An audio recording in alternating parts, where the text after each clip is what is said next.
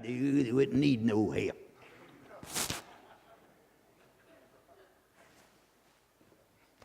Well, if you've got that attitude, I can't help you. Now, I believe in doing better to watch over things, but I do not believe in heralding criticism at people that are down. When I come to Jesus one morning and ask Him to save me, He didn't ask me, where you been? He didn't ask me what you been doing. He didn't ask me why you been living so bad. He just smiled when I said, save me. And He saved me.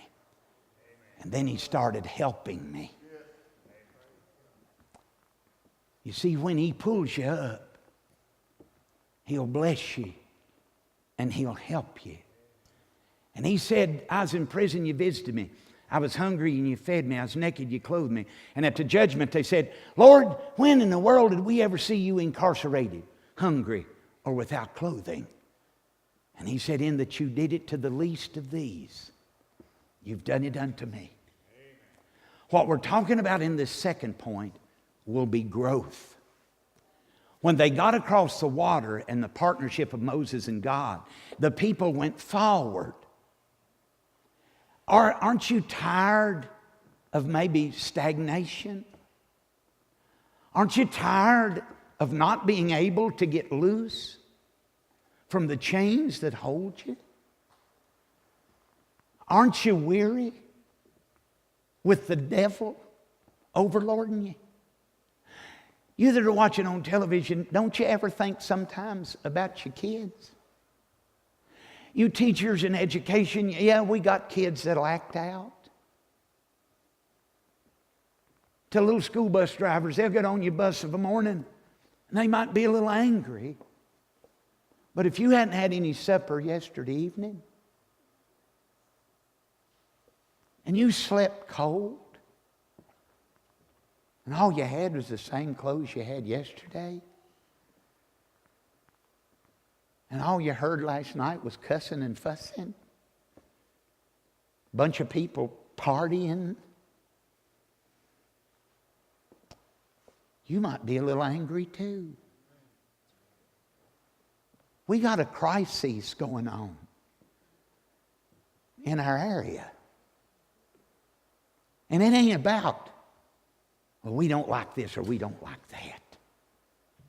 It ain't about nobody but Jesus and His love for a lost and a dying world. Because I tell you, all the rehab in the world, all the juvenile domestic efforts, all the things you can do, all piled up together, doesn't equal the power of one touch of the Master's hand into a bad situation. What is the force that have kept Bill and Betty going these years of their love and care for Patrick? And what's kept Patrick going all these years?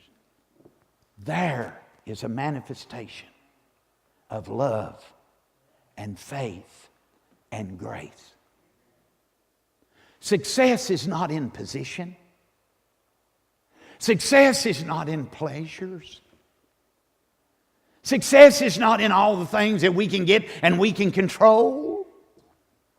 Success as a child of God is just being a partner with Jesus and trying to serve Him, to reach out with His gospel to a lost and dying world that's so lost in darkness. We're children of light, called with a message.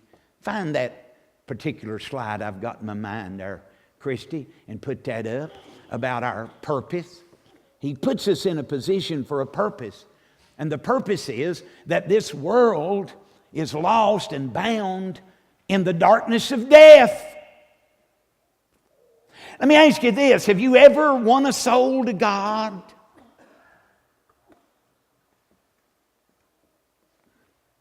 Well, if the answer is no, then I have another question for you. Have you ever tried?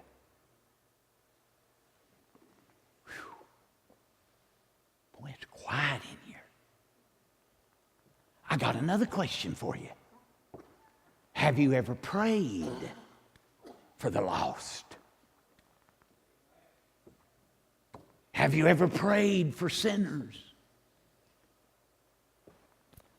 Have you got down and said, God, use me?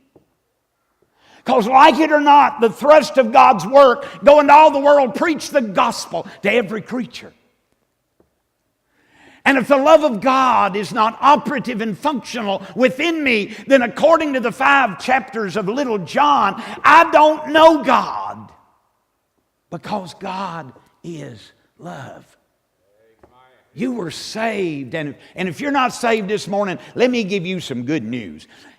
God has a purpose for you if you'll be saved. God has an intent for you. God has a plan for your life. God has a will and God has a work, and He wants you to be involved in it. So my strong suggestion would be, whoever you are, turn your back on all that's been ruining you and set your face on the one who wants to redeem you, not just your soul, but to sanctify your mind and solidify and stabilize your emotions.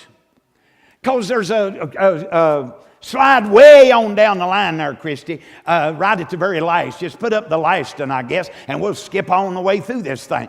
To be able to have a spiritual mind and a strong spirit. There you go. We're to love the Lord with all our heart, soul, and mind. Now, I want you to look at that little old slide. Your soul makes up your spiritual being. Your mind, of course, is mental. And your heart, what the Bible calls the King James 16:11, your heart, that's your spirit. So if you've got a saved soul, a spiritual mind, and a strong spirit, then you're strong spiritually, you're strong mentally, and you're strong emotionally. Now, the natural or the carnal equals backsliding and stagnation. Is that what you want? Is that your choice? But the spiritual equals growth and progress. Is that what you want? So let's get a little calmness here and clarity of choice, and let's make the decision, make the choice. Lord, I want to grow and I want to progress. I don't want to get over the Red Sea just to be buzzard bait and jackal food. I don't want to say now I'm saved and then stagnate back into religion. But I want to grow. I want to go. That's what those little 3 words. Go and glow and grow. You got to have growth in your mind. Now then, let me see this. Now we're going to go back, Christy. Keep that in mind. But when we're growing, because our second verse, second point, it's in Galatians chapter 5 and verse 1. Stand fast and strengthen your progress. Now you stand still, then you stand fast. See that? Now there's some scriptures here for you, all the way down through there. Those Galatians 5:1. Now look at 2 Thessalonians 2:15. Stand fast and hold the traditions which you've been taught, whether by word or by our epistle. So then the other verses, and you'll read them. Philippians 1:27. Make sure watch that. Make sure your behavior becomes the gospel of Christ, that you stand fast in one spirit, one mind. Watch this. Striving together for the faith of the gospel. Ain't that exactly what we've been saying? Everybody in here, if you ain't even been saved yet, you can join us right now this morning by being saved. If you're tired of the weakness and you want some strength, come get it. If you're tired of the darkness and you want light, come get it. If you're tired of confusion and you want direction, just come get it. And with all your heart, soul, strength, and mind, purpose yourself to follow the Lord fully in your life. Stand fast in the Lord. Chapter 4, verse 1 of 2 Thessalonians. Now the word fast, stand fast. Got to get this right quick. Watch it and look at it and listen to it. It's to make secure, safe, stable, and sure by watching out for dangers and guarding against such. Be vigilant. When somebody comes and starts squawking off a bunch of negativity, get away from them. If you don't have the helmet of salvation on that he talks about in Ephesians 6, those little foxes with long tongues will affect you. And not just within the church. If you're trying to do better and you're trying to get loose from what's got you bound, don't listen when somebody comes and say, hey, we got some good stuff, man. We're going to party tonight and forget our troubles. You want to join us? Say, no, thank you. I done hooked up with another friend. His name's Jesus. He sets before me a table every single solitary day, and he's going to bless my life. Whether it's good, he'll make it better. And if it's hard, he'll make it easier. Ain't nobody like the Lord. And he pulled me up out of sin for a purpose. He wants me now to be his soldier, his servant. I've got an inheritance now. I'm changed from the crown of my head to the balls of my feet. If any is in Christ, they're a new creature. Old things pass away. All things become new. But stand secure, safe, stable. Watch out for danger. Secondly, make a conscious effort to keep Christ's word on your mind and in your heart. If we make decisions emotionally, and our emotions are already messed up by a carnal mind, we're going to make a bad choice, man. God got them out of the Red Sea, got them out there, and they didn't believe God. They didn't depend on God. They depended upon everything else and everybody else. And they did not make progress to get to where God wanted them to be. But they mired up in the mud of the wilderness. To appropriate every benefit, privilege, and responsibility of our inheritance to our daily life with due diligence, regardless of passing earthly situations. Let me ask you a question right now. Another question. We're done asked 2 or 3, and boy, they hit me in the heart. How much have you read of the Bible this week?